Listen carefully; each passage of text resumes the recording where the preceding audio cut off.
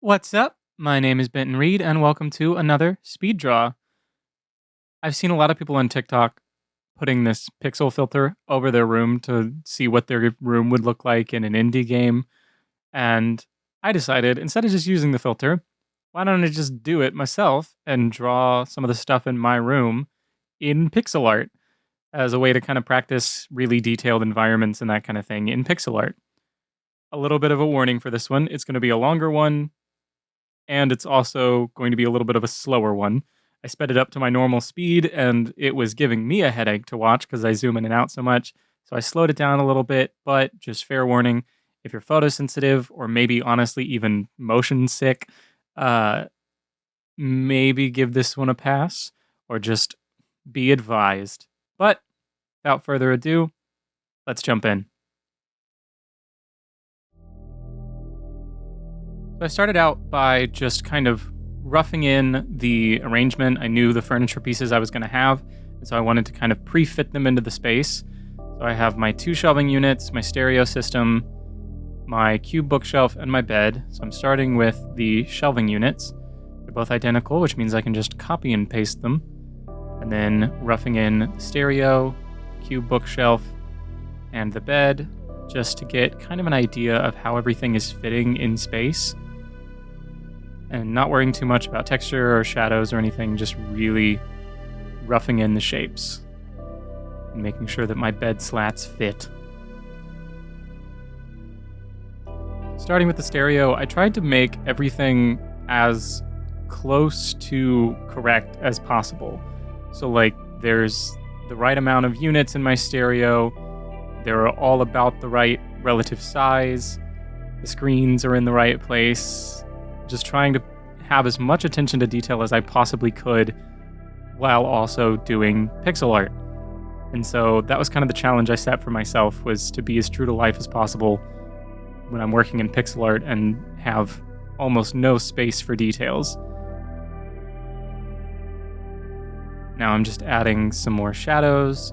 Tried to do a lot more hand dithering in this than I normally do when I'm working in pixel art, just to kind of practice with it, experiment with it, and I really like the texture that it creates. So moving on now, putting my milk crates on the floor, because they're too heavy to go on any of my shelves, because I have something like 120 something vinyls, and I'll give you a moment to try and guess what record I'm drawing, and then I'll reveal it for you. Kind of technically already revealed it, because it is The Record by artist Boy Genius. And I'm just kind of blocking it in, even though it's going to be about 80% covered up by the milk crate. And then doing another record. This one's probably slightly more obscure, but I'll give you a moment to see if you recognize it. And that one was, of course, Spirit Box's Eternal Blue. And then this one's just a gradient, because I just needed something to go behind it that wasn't a super flat color. And then I waste a little time drawing my Wii games and Switch games and NES games that are on my bottom shelf. And then I turn the milk crates with the vinyls back on, and you can see like maybe 4 pixels of this. But I told myself I was going to be accurate, and so by golly, I'm going to be accurate. And that's about the right number of pieces. Adding my little bookshelf speakers for my stereo system. Again, nice and symmetrical, so I can just copy paste. And then the vinyls that are stacked on the shelf, and all my CDs that are stacked on the shelf.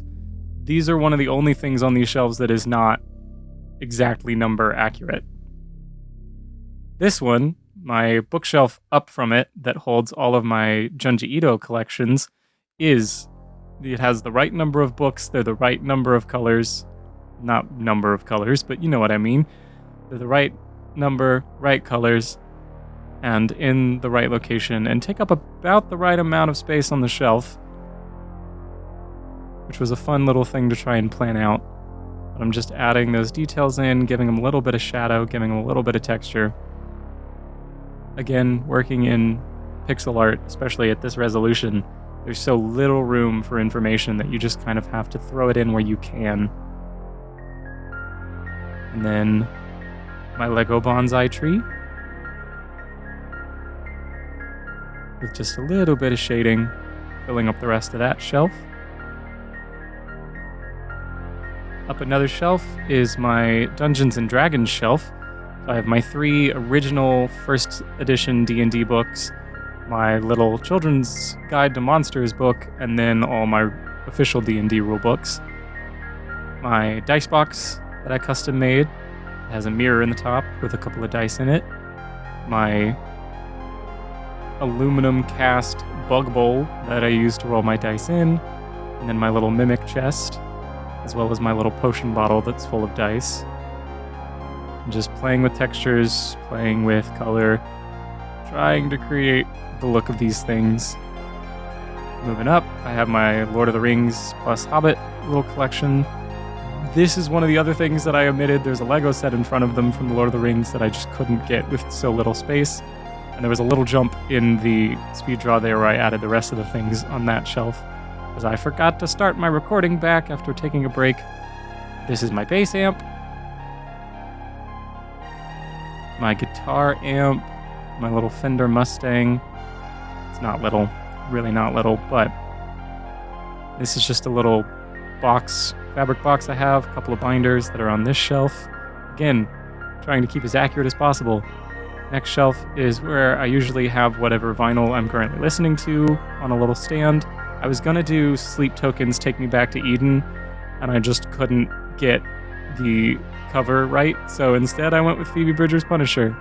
Just really show Phoebe Bridgers all over this piece, because it was a lot easier to do in pixel art. And then my Lego White House. Building that up. This one was a little difficult. It's a skeleton kind of dog, little statuette. And then up to my manga shelf. This one is short one book. One book. The ones on the far left of the shelf are my Tokyo Ghoul mangas, and it's missing one. I have 14 counting RE, and I'm missing one on this representation. All the other manga have the exact right number of volumes on the shelf. And then a flower vase that has some flowers in it, and also has a little winged skeleton in front of it. And I move over because it's kind of blending in. My Lego Fender Stratocaster. And then going on to my little sideways shelf. So we're looking at the side of it. I realized after I did this piece that my guitar in my room sits in front of this, and I probably should have drawn it. Then I thought about drawing a guitar in pixel art at a 3/4 degree angle, and I didn't want to. This is another one that I was not super happy with how it came out, but it's so barely visible that I don't really care. My massive faux bronze animal skull, my Lego succulents, and then building up my little banker's lamp that I use as my bedside lamp. And again, just slowly building up all these forms. I'm going to do a lot more lighting work and stuff later, but just getting some texture, getting some shading at a very basic level. And then finishing off the bed with a little teeny tiny single pixel of forced perspective. Getting that back row, adding the mattress. I do all of this gridding on this piece, and then I turn the thing back on and you can't see any of it. But adding my pillows in. And then I'd kind of sketch in the tapestry. It's technically on the wall beside my bed and not behind it, but I wanted it to be behind it for the composition of this piece.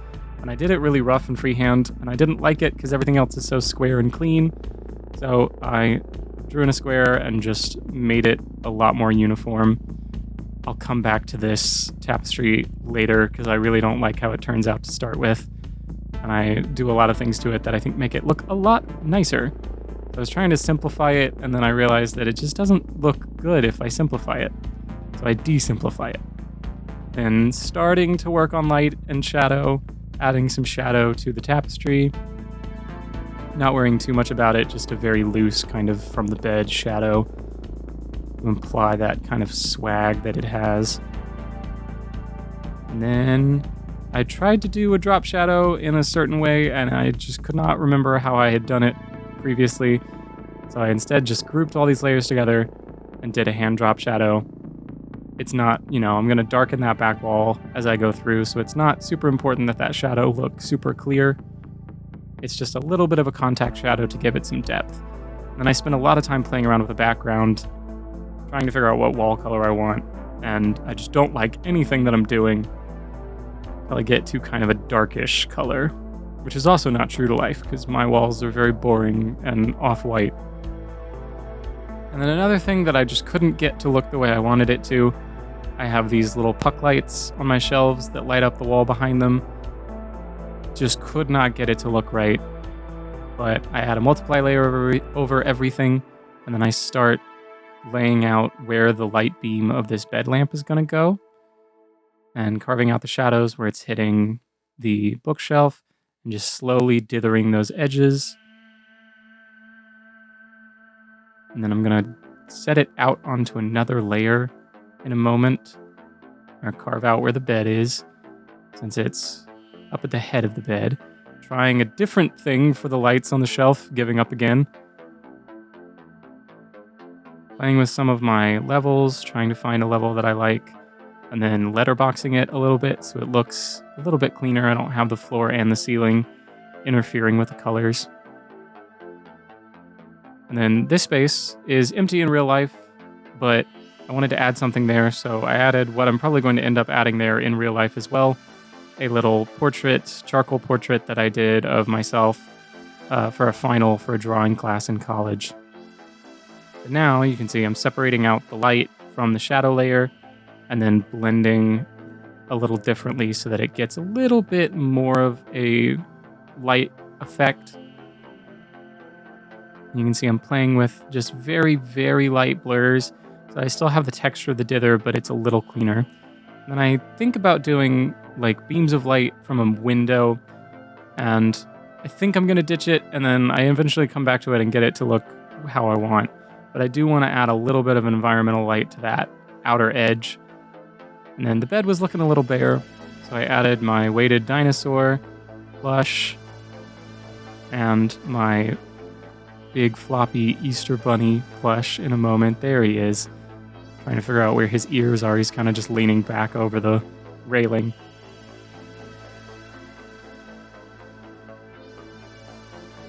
And then carving out the light, so he has that little bit of edge light. Adding some extra texture to the bed because it was looking extremely flat. So just adding a little bit. It's not even a shadow color. It's about the same value-ish, but it's just slightly redder, so it looks like a darker value, but it doesn't differ too much. Adding some highlights from the window that I've created. And just slowly blending them out. Just to kind of create a little bit of depth in a couple of places. And experimenting with some different ways of doing that. Just these little edge highlights in a few places. And my little fabric and my Icarus sculpture was another one that unfortunately I forgot to record, but was very weird to figure out how to do with so little detail, was that Icarus sculpture. But adding some reflections, some highlights, some shadows, just really tuning up the lighting. And then this is where I come to revisit the tapestry. I clean it up a little bit, add a few extra details, add this pinstriping that it has, which gives it a little more detail, and then these little stars that just make it look a lot nicer, I think. Give it a lot more detail.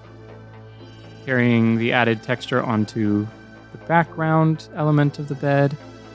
Again, just using a slightly redder or slightly more yellow color from that base orange. And I believe it's officially window time? No, I was wrong. It's vine time. Putting up my little purple rose vines. Slowly going along, adding all the leaves. Adding some texture, and then I'm going to go through and plot out the string lights that run through them. And then using a really textured brush to get a little bit of a light effect, a little bit of a glow. Checking through my layers because my stereo is a little messed up. As you can still see, the layers got switched around a little bit, but I'm doing my window beams now, drawing out these lines, and dithering the edges, and I am going to blur them just a little bit as well, so that it gets a little bit of a softer look for these very atmospheric kind of lighting effects. And I have it turned on to the high beams just so I can see where the pixels are, but then I'll turn it down and blur it out just a little bit. But it's just a light atmospheric effect. And there you have it. That's my room in pixel art. I didn't get to talk a lot about technique. I said this was going to be a slow one, and then it ended up still being way too fast for me to talk. But I hope you enjoyed. If you got questions about how I did anything or why I did anything, comment down below or check out a stream on Twitch. I usually will stream while I'm making these. Sometimes will, sometimes won't. Usually if I forget to restart a recording, it's because I'm also streaming. But I talk a lot more in depth about my process for all of the art that I do over on Twitch. So check me out over there. It's at TheBentonReed. You can also find me on TikTok, again, at TheBentonReed. I hope you enjoyed. Like and subscribe for more, and I'll catch you next time.